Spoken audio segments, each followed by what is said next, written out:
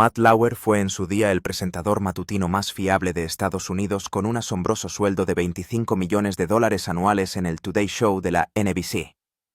Sin embargo, detrás de las cámaras se ocultaba un oscuro secreto que acabaría por destruir su mundo meticulosamente construido.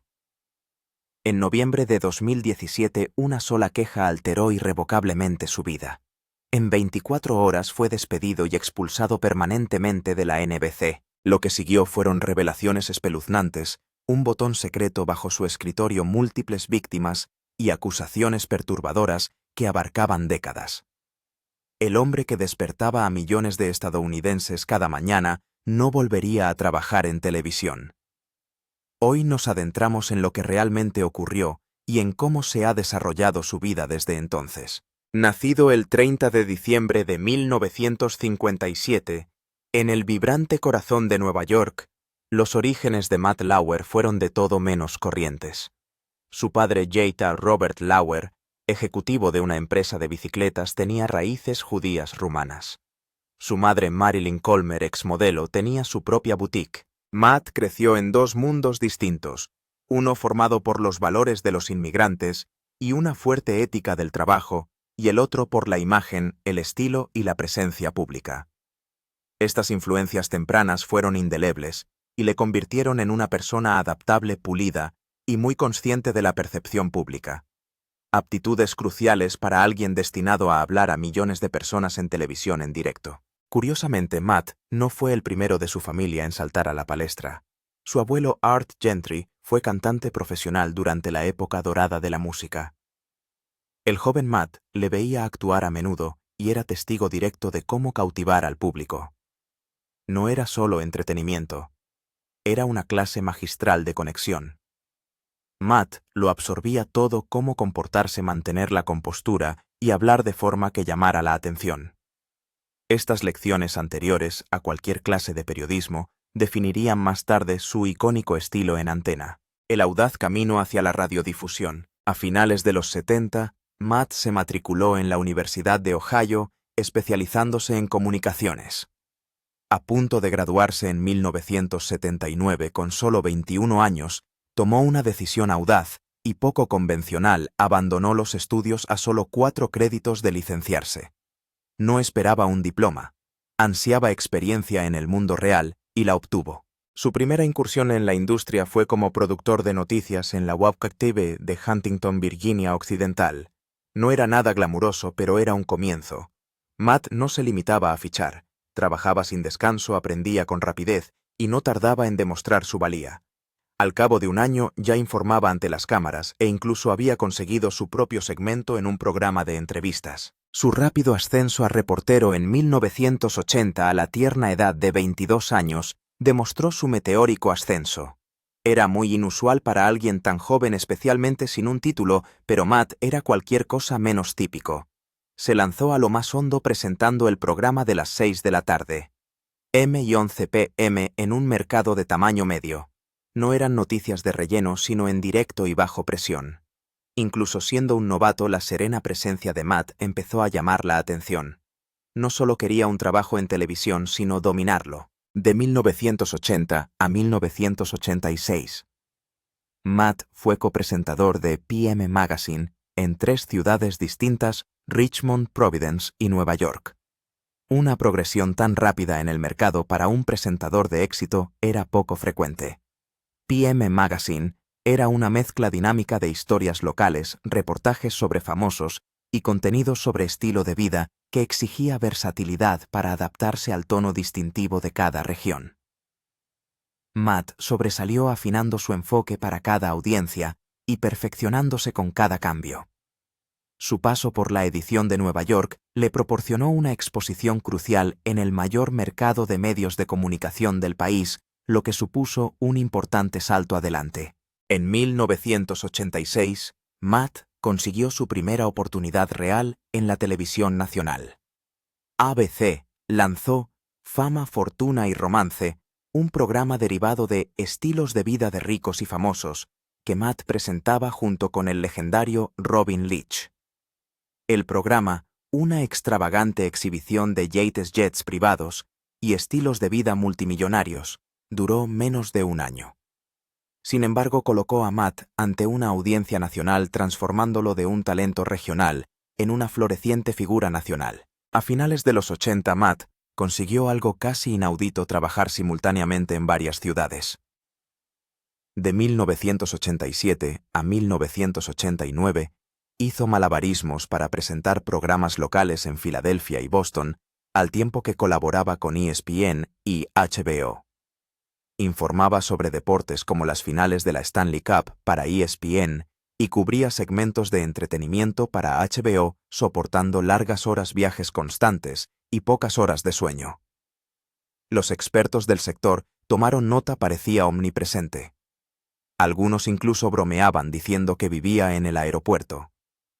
Este trabajo incesante dio sus frutos, forjando su reputación como un talento versátil, capaz de sobresalir en las noticias, los deportes y el entretenimiento. El tiempo que Matt Lauer pasó en Nine Broadcast Plaza entre 1989 y 1991 trascendió el típico trabajo de informativo local. El programa diario de 3 horas en directo de la WNEW TV de Nueva York pronto dio un giro extraño. Los productores, deseosos de sacar provecho de la ola de Shock TV de principios de los 90, empezaron a presentar invitados cada vez más salvajes y controvertidos. A Lauer no le gustaba este rumbo, chocaba a menudo con los productores e incluso se negó a leer en directo los anuncios de un patrocinador de Dial a Mattress, un raro acto de rebeldía para alguien que todavía estaba construyendo su nombre. Su mandato terminó bruscamente cuando dimitió y figuras como Weird Al Yankovic y Howard Stern asumieron brevemente las tareas de presentador. Ese mismo programa se convirtió más tarde en The Richard Bay Show, tristemente célebre por las pruebas del detector de mentiras y los concursos de Miss Gran Trasero, que descarrilaron por completo.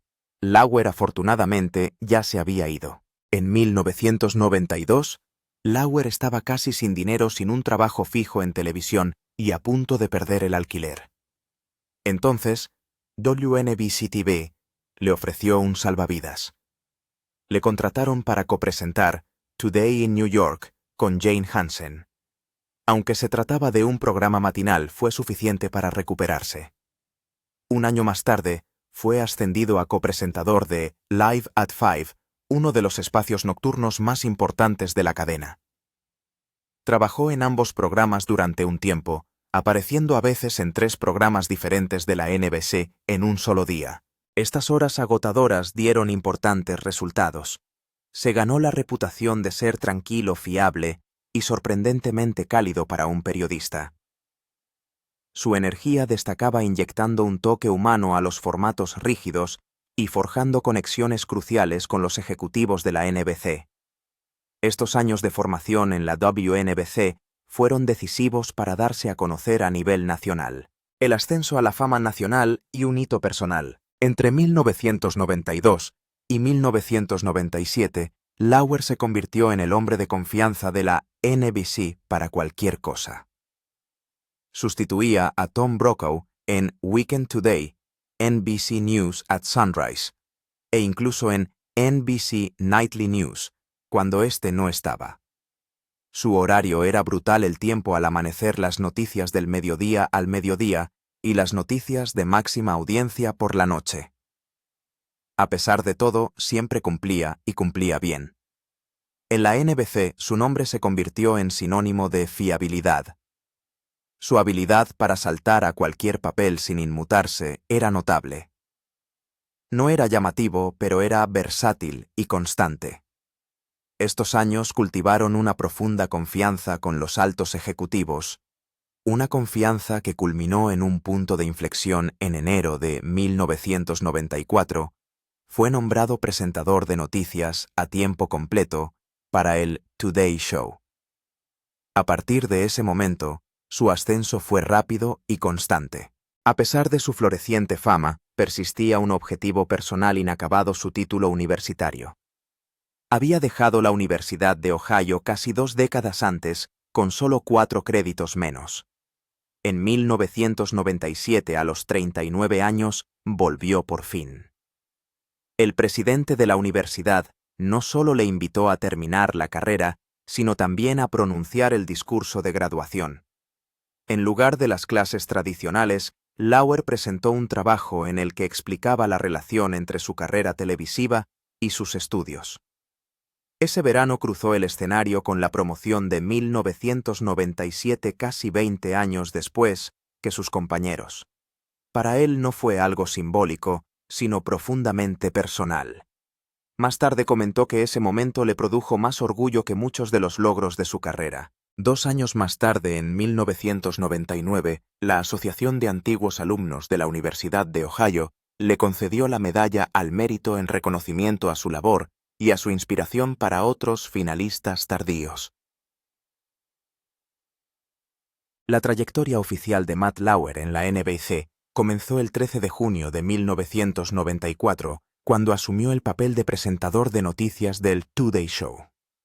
En aquel momento, el programa estaba pasando apuros y perdía audiencia a favor de Good Morning America. La NBC necesitaba desesperadamente un cambio y la presencia de Lauer se lo proporcionó. A diferencia de muchos presentadores rígidos de la cadena Lauer, irradiaba una calidez que hacía que los telespectadores se sintieran como en el salón de su casa. En 3 años ayudó a cambiar la tendencia atrayendo de nuevo a la audiencia. Combinaba hábilmente la información de actualidad con entrevistas a famosos de una forma que resultaba fresca y auténtica. La NBC se fijó rápidamente en él y le pidió que sustituyera a figuras importantes como Bryant Gumbel y Tom Brokaw, un nivel de confianza que rara vez se otorga a alguien tan nuevo. Lauer demostró su capacidad y cuando se convirtió en copresentador su Q-rating se había disparado.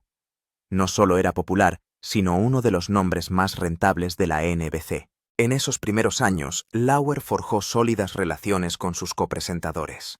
Sin embargo, trabajar con veteranos como Bryant Gumbel exigía aprender a compartir el espacio dentro y fuera de la cámara. Gumbel tenía fama de controlador y prefería dirigir el programa y los segmentos principales.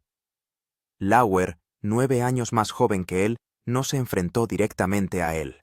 En cambio, empleaba el humor y el encanto para ganarse a la gente. Con Katie Couric fue diferente. Su conexión fue natural. Couric admitió más tarde que se había enamorado de Lauer cuando éste trabajaba en las noticias locales. En pantalla, su química encendía las mañanas, bromeaban, se hacían bromas, e incluso terminaban las frases del otro. Parecía un flirteo juguetón, y los espectadores lo adoraban. Su dinámica aportaba frescura al programa transformando Today de un mero informativo en un apreciado ritual matinal. Lauer no solo era experto en segmentos desenfadados, sus habilidades brillaban realmente durante los grandes acontecimientos informativos. Incluso antes de convertirse en copresentador, ya informaba sobre importantes historias nacionales y mundiales. La NBC le confió la cobertura en directo cuando más importaba. Uno de sus primeros retos fue el atentado de Oklahoma City en abril de 1995, un momento en el que el tono ligero habitual del programa tuvo que cambiar radicalmente.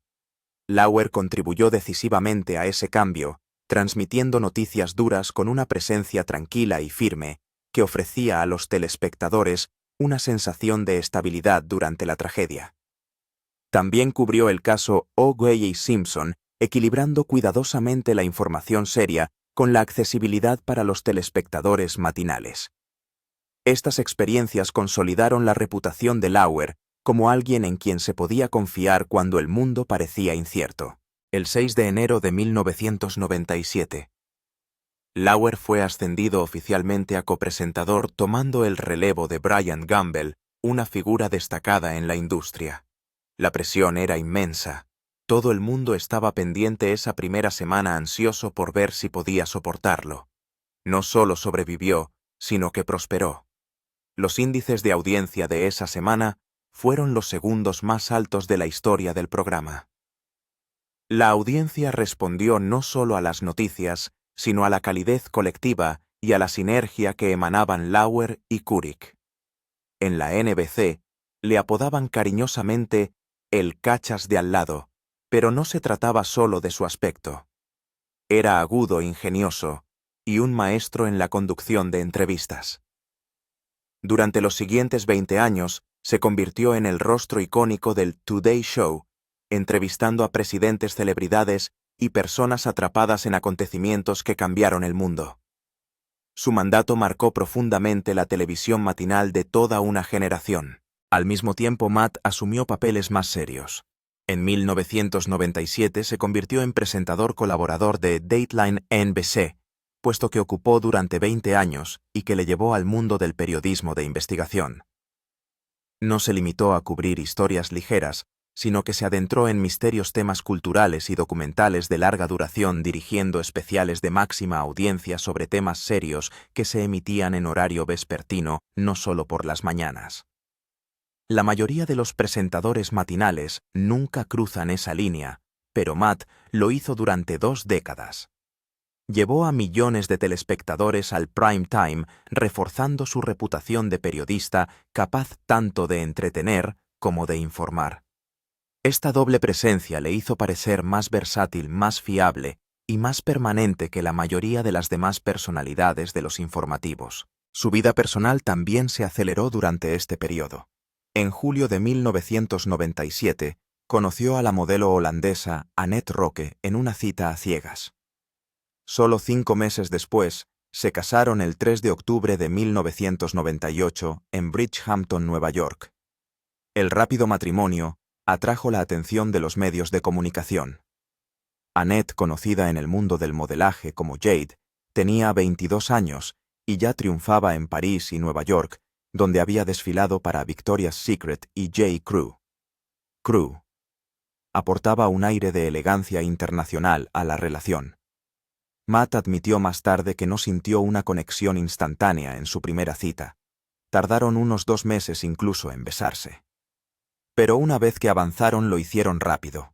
Su matrimonio se convirtió en una sensación mediática al emparejar a una de las personalidades televisivas más visibles de Estados Unidos con una modelo europea. Llegaron a tener 3 hijos juntos, pero su relación tuvo serias dificultades entre bastidores. Su primer hijo, Jack Matthew, nació el 26 de junio de 2001, seguido de su hija Romy, en octubre de 2003, y su hijo menor, Tix, en noviembre de 2006.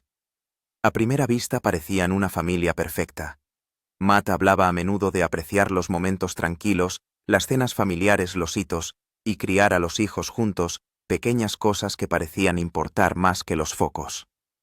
Sin embargo, la inmensa presión de su carrera y la constante atención pública erosionaron los cimientos de su vida familiar.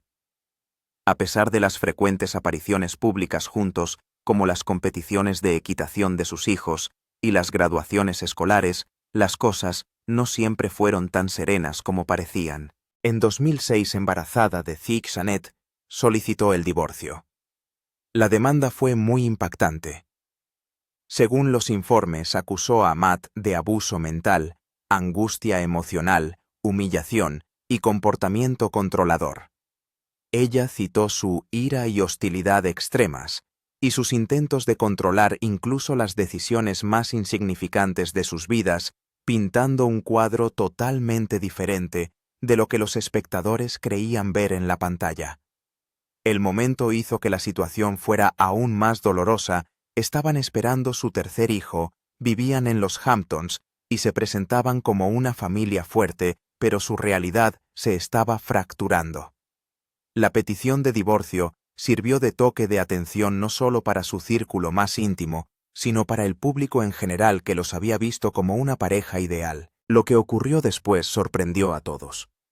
Apenas unas semanas después de presentar la demanda, Annette retiró la petición de divorcio.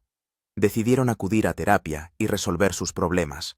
Muchos creían que la separación era inevitable, sobre todo después de acusaciones tan graves, pero Matt y Annette parecían estar de acuerdo en que sus hijos merecían una segunda oportunidad en la vida familiar. Durante los siguientes 10 años, permanecieron juntos públicamente asistiendo a eventos y esforzándose por dar a sus hijos una sensación de normalidad. Sin embargo, el desgaste emocional entre bastidores fue inmenso. Más tarde sus amigos sugirieron que aunque parecían ser una pareja, a menudo llevaban vidas muy separadas. La reconciliación ayudó a preservar la imagen pública de Matt, pero no borró los problemas subyacentes que habían llevado a la solicitud inicial de divorcio. El escándalo que derribó un imperio. El escándalo que acabó destruyendo la carrera de Matt Lauer comenzó silenciosamente durante los Juegos Olímpicos de Invierno de 2014 en Sochi, Rusia. En aquel momento, era uno de los rostros más fiables de la televisión estadounidense, con unos ingresos anuales de $20 millones como presentador principal del Today Show de la NBC. Pero entre bambalinas se desencadenó algo espeluznante. Una joven empleada de la NBC contó más tarde a la cadena que Lauer la había agredido sexualmente en su habitación de hotel durante los Juegos Olímpicos. Los detalles eran inquietantes, y ella insistió en que no se trataba de un malentendido, sino de una violación. Se llamaba Brooke Nevils, y su relato se mantuvo en privado hasta que Ronan Farrow lo reveló en su libro de 2019, Atrapar y Matar. Ese momento en Sochi desencadenaría silenciosamente una reacción en cadena que finalmente acabó con la carrera de Lauer. Tras recibir la denuncia, la NBC inició inmediatamente una investigación interna. El 29 de noviembre de 2017, menos de 24 horas después de la denuncia, la NBC despidió a Lauer. La rapidez dejó atónito a todo el mundo. Sus copresentadoras Savannah Guthrie y Hoda Kotb se enteraron de la noticia minutos antes de tener que anunciarla en directo. Aparecieron visiblemente conmocionadas y emocionadas mientras compartían la noticia con millones de espectadores. Tras 20 años en el programa, la salida de Lauer se produjo en apenas unas horas, pero lo que vino después fue aún más intenso. En 24 horas al menos 3 mujeres más contaron sus propias historias de acoso. Sus relatos no eran aislados, sino que revelaban un claro patrón de conducta que había persistido durante años.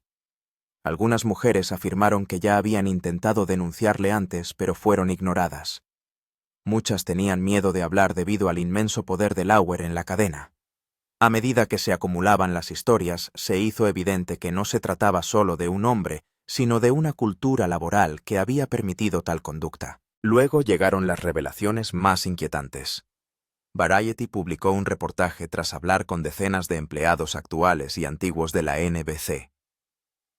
Expusieron que Lauer tenía un botón secreto bajo su escritorio que le permitía cerrar la puerta de su despacho desde dentro. Aunque la NBC aseguraba que se trataba de un elemento de seguridad estándar, varias mujeres afirmaron que lo utilizaba para tenderles trampas. El artículo también afirmaba que regalaba juguetes sexuales a las empleadas, se exhibía ante sus colegas e interrogaba a las mujeres sobre su vida sexual. Si se resistían, se burlaba de ellas o las castigaba. No se trataba de rumores, sino de testimonios de primera mano de personas que habían trabajado con él durante años, lo que ofrecía una imagen clara de un entorno tóxico en el que se había permitido que se enconaran los abusos. Una de las historias más espeluznantes se remonta a 2001. Una antigua productora de Today Show contó que Lauer la llamó a su despacho durante la jornada laboral. Cuando ella entró, él pulsó el botón oculto y cerró la puerta tras ella. A continuación, le indicó que se desabrochara la blusa antes de agredirla. Ella afirmó que se desmayó durante el ataque y se despertó en el suelo con los pantalones desabrochados. El ayudante de Lauer tuvo que llevarla a una enfermera. Nunca lo denunció por miedo a que arruinara su carrera. Por aquel entonces, Lauer era intocable. Nadie la habría creído. Ese silencio le permitió continuar. Cuando la NBC lo despidió en noviembre de 2017, dejó inequívocamente claro que se había ido para siempre. El presidente de la cadena envió un memorando al personal sobre las 6:30 de la mañana, justo antes de la emisión en directo del día. El mensaje afirmaba que Lauer había violado las normas de la NBC y que creían que no era un caso aislado. También se negaron a pagar el resto de su contrato. Lauer, con un contrato anual de $20 millones, fue despedido inmediatamente sin indemnización alguna. Se le despidió por causa justificada, lo que significa que se consideró que la falta era lo suficientemente grave como para anular totalmente el contrato. Esa decisión envió un poderoso mensaje: no querían saber nada más de él. La investigación de Variety llevaba meses preparándose, y el momento en que se produjo fue explosivo. El mismo día en que Lauer fue despedido, publicaron sus conclusiones completas. Detallaban un patrón consistente de acoso que incluía a Lauer regalando juguetes sexuales con notas explícitas exponiéndose y haciendo constantemente comentarios inapropiados. Los empleados describieron una atmósfera impregnada de miedo. Muchos sabían lo que estaba pasando, pero se sentían impotentes para denunciarlo. El artículo aclaraba que la denuncia recibida por la NBC no era información nueva. Simplemente era la primera sobre la que finalmente habían actuado. Aún más chocantes fueron las afirmaciones de que la dirección de la NBC conocía el comportamiento de Lauer desde hacía años. Algunos empleados declararon que se habían ignorado sus quejas y un ex empleado afirmó abiertamente que la dirección le había protegido porque era demasiado importante para la cadena. NBC negó cualquier conocimiento previo, pero el daño ya estaba hecho. La gente empezó a preguntarse quién más había mirado hacia otro lado y cuántos otros habían sufrido en silencio. El escándalo obligó a la NBC a revisar sus políticas internas, introduciendo nuevas normas que convertían el encubrimiento de la mala conducta en un delito de despido. La vida después de la caída, reclusión, divorcio y un nuevo capítulo. La caída en desgracia de Matt Lauer fue rápida y absoluta. En un momento era uno de los rostros más confiables de la televisión estadounidense. Al siguiente era un fantasma. Tras ser despedido del programa Today Show de la NBC, a finales de 2017, el hombre que una vez dominó los informativos matinales desapareció casi por completo de la vida pública. En 2018, muchos de sus amigos más cercanos habían cortado lazos. Aquellos que una vez llamaron y enviaron mensajes de texto con regularidad dejaron de saber de él. No devolvía los mensajes y rara vez salía de casa. Algunos relatos sugirieron que pasó meses sin hablar con nadie fuera de su familia inmediata. El hombre que una vez caminó por alfombras rojas y fue anfitrión de eventos de alto perfil, de repente se retiró a la reclusión. Buscó refugio en su extensa finca de los Hamptons Strongheart Manor, intentando hacerse invisible tras sus puertas.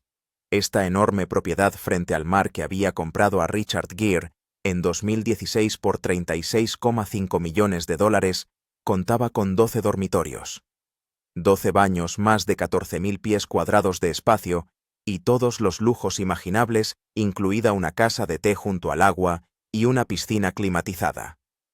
En un momento dado, la cotizó por $44,8 millones y finalmente la vendió en 2022 por $40,9 millones. Los lugareños lo veían de vez en cuando haciendo cosas mundanas, llevar a sus hijos al colegio, recoger el desayuno, pero siempre parecía cansado tratando de pasar desapercibido. Conservó otras viviendas cercanas, pero mantuvo una existencia tranquila. Su vida, una vez vivida ante las cámaras, retrocedió a las sombras. Al mismo tiempo, su matrimonio de 21 años con la modelo y amazona holandesa Annette Roque llegó a su fin. Tuvieron 3 hijos juntos. Cuando estalló el escándalo, ella se separó de él casi de inmediato. El divorcio duró casi 2 años y se hizo definitivo el 7 de septiembre de 2019. Al parecer, él aceptó todas sus condiciones sin rechistar. Ella se fue con hasta $20 millones en activos, incluida la propiedad total de su granja de caballos. Continuaron cogestionando la granja y su acuerdo de custodia para los niños fue descrito como pacífico. A pesar de la intensa atención pública, lo llevaron con discreción. Personas cercanas a Lauer afirman que él intentó salvar el matrimonio, pero Roque ya había tomado una decisión. Las cosas empeoraron en octubre de 2019, cuando la periodista Ronan Farrow publicó Catch and Kill, un libro que incluía graves acusaciones contra Lauer. Detallaba una supuesta violación de la ex productora de NBC, Brooke Nevils, durante los Juegos Olímpicos de Sochi 2014. Lauer lo negó con vehemencia, insistiendo en que la relación había sido consentida. Sin embargo, el libro profundizaba más, pintando un cuadro escalofriante de una cadena que había protegido a Lauer durante años y de una cultura del silencio en la NBC en la que se enterraban las denuncias y personas poderosas miraban hacia otro lado. La opinión pública se quedó atónita. Las noticias volvieron a estallar. Lauer ya no era solo un presentador caído en desgracia.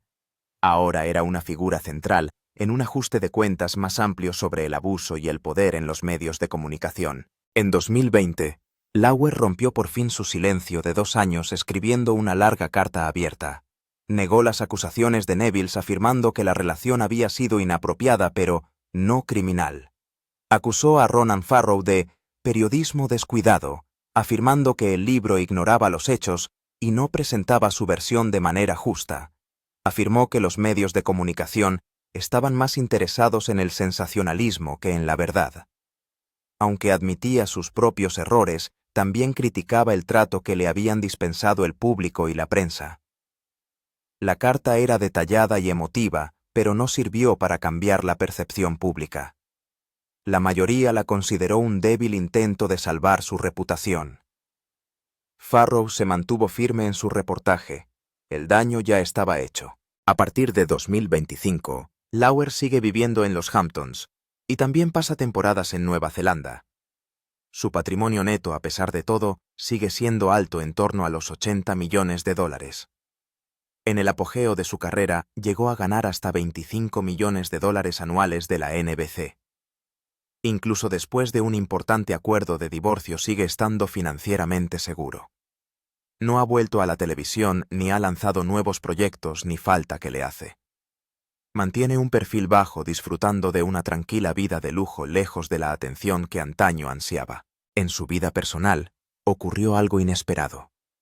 En 2019, no mucho después de su divorcio, comenzó a salir con Shami Navas, un viejo amigo y ejecutivo de una marca de lujo. Se conocían desde hacía aproximadamente 20 años antes de que floreciera su romance. A pesar del intenso interés de los medios, han mantenido su relación en privado, viajando juntos ocasionalmente, asistiendo a eventos y dividiendo su tiempo entre Nueva York y los Hamptons. Sus amigos describen a Abbas como una persona muy comprensiva y su relación dura ya más de 5 años. Evitan conscientemente los focos y parecen contentos de llevar una vida alejada del pasado de Lauer. En 2024 se produjo otro cambio.